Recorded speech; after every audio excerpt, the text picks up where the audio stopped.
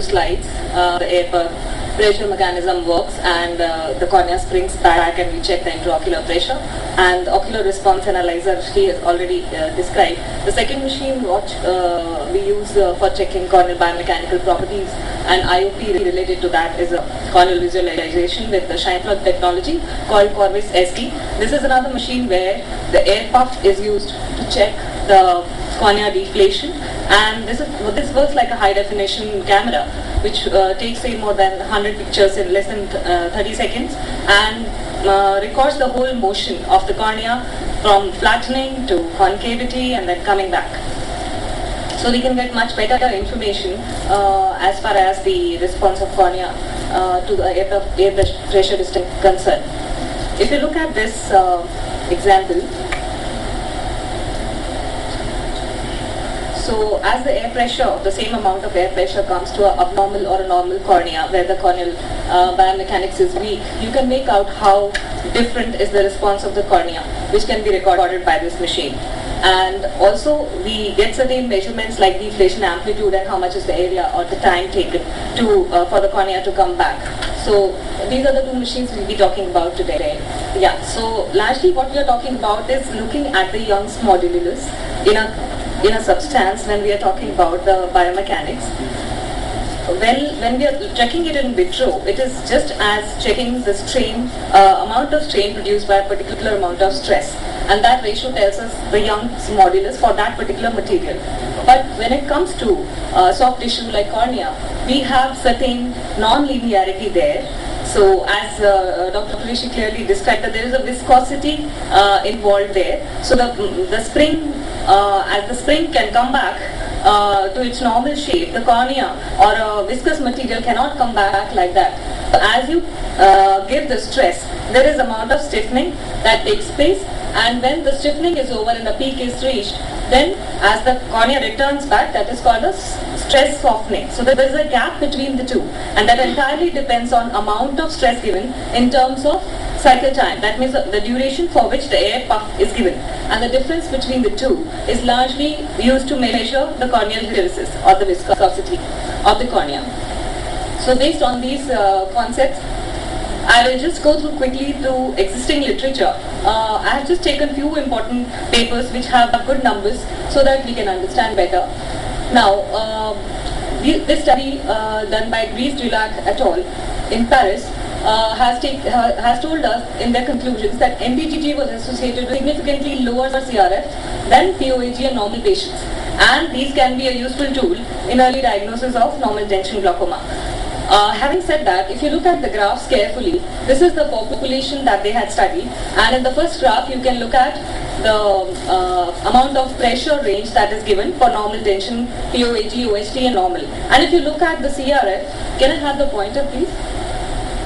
If you look at the CRFs in the same population, it largely matches with the intraocular pressure.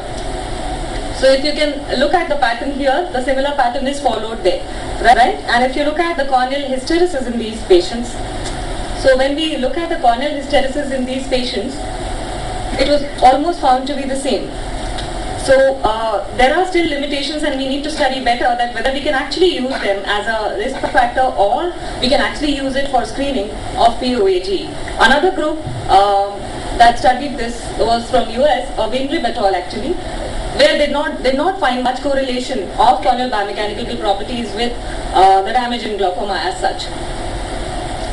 Another study where it's a cross-sectional study where they could look at the pressures, that is IOPCC pressures and the GAT pressures, and you can see the ROC curves found for IOPCC was much better than the GAT, and the area under curve for IOPCC was found to be much better. But again, the limitation here that it was a cross-sectional study. Now, keeping these things in mind, we decided to study these machines a little closer since we had the opportunity to use both the machines. So we took some of the normal patients and primary open-angle glaucoma patients, largely excluding patients who had any corneal biomechanics change. That means all these patients that were included were having normal biomechanics, not recently operated or anything. And we tried to study the agreement and correlations between the IOPs, and a small subset of patients was analyzed for further detail. So if you look at the pattern, you can make out easily that GAD, either the GAD underestimates or IOPCC or these machines overestimate the pressure. So that is why we say that IOPCC can be a better measure, because the pressures measured in general in normal population as well as glaucoma population is found to be higher with IOPCC and the Corvus, the IOPCC being the highest. Now looking at these patterns, when we compare the agreement and the correlations between the intraocular pressures, it is just a simple Pearson's correlation and Bland-Altman, where we don't expect the agreement to occur between these two instruments. Just to see that how much is the bias, we did that. Now if you look at both the machines which check the corneal biomechanical properties correlate much better, although there is a positive correlation between the GAT and the IOPCC as well as Corvus IOP in normal patients, and the same thing is true for, I would say, glaucoma patients or POAG patients, the group that we studied. Excuse me. So the observations that we made was that ORA and Corvus do relate with the gold standard, that is GAT. However, the Corvus as well as ORA correlate with each other much better, which makes logical sense because both of them take into account the corneal biomechanical properties.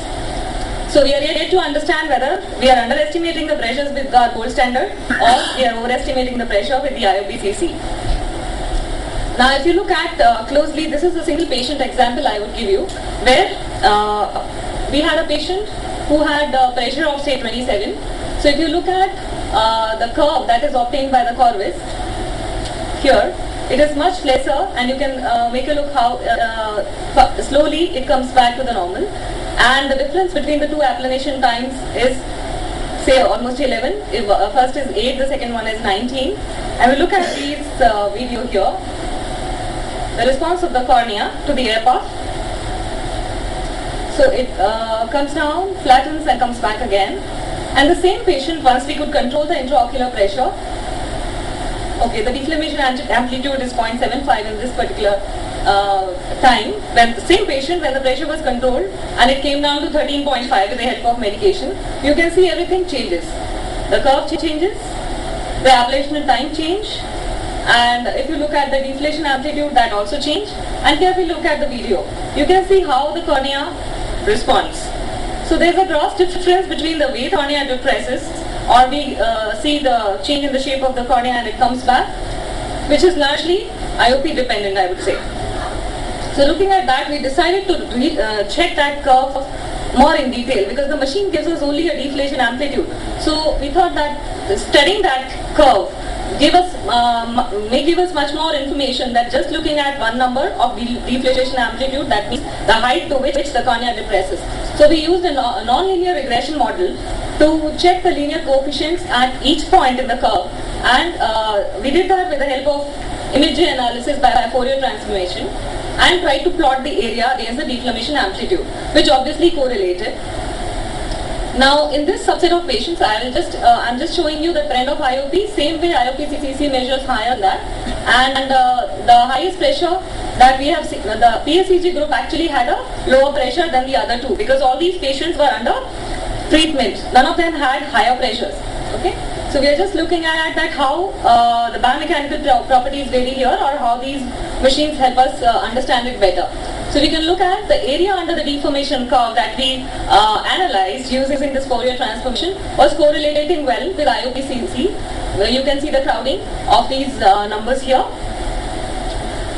But if you look at the CH, CRF and area under the curve, largely in all these groups like normal, PSEG and POAG, they were not looking much disease dependent other than the corneal hysteresis.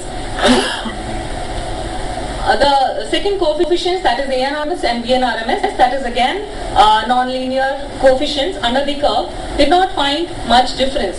However, when we look at it in detail and look at the BNRMS, when you expand that, you can make out that the patients having lowest IOP, that means the PSEG group, had the lowest area under the curve, which is again explainable.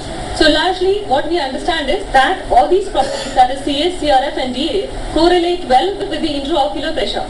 Okay, and the corneal hysteresis and the area under the curve matches more with IOP than with the type of glaucoma. That means we did not find much difference between POAG, PSEG or normals for that matter, but we did find a difference with the intraocular pressure. So whether the intraocular measurements still remain the most important factor? I would say yes. But which machine to use, whether it is GAT or ORA or Corvus, is something that we are yet to understand.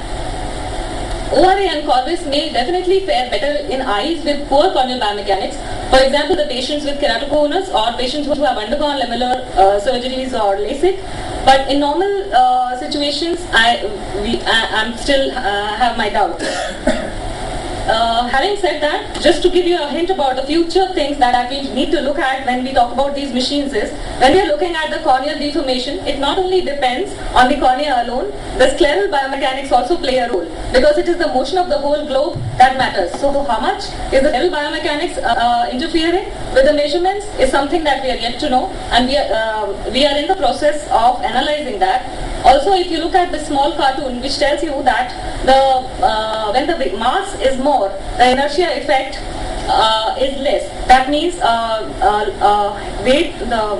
would say the heavier object would demonstrate more inertia, would take more time to stop. So same way, when the cornea reflects back, there is an effect of the globe of a particular patient. That is, the amount of muscles that we have or the fat we have in the orbit also affects the measurements when we are looking at the whole curve. So we are in the process of developing a model or an optical model or a mathematical model so that we can understand how much that implies in the measurement of these machines. So to conclude, we are still to understand the intricacies involved in the room measurements of biochemical properties of cornea and the globe for that matter, and implications of these measurements in anticipating diagnosis or managing our patients. Thank you.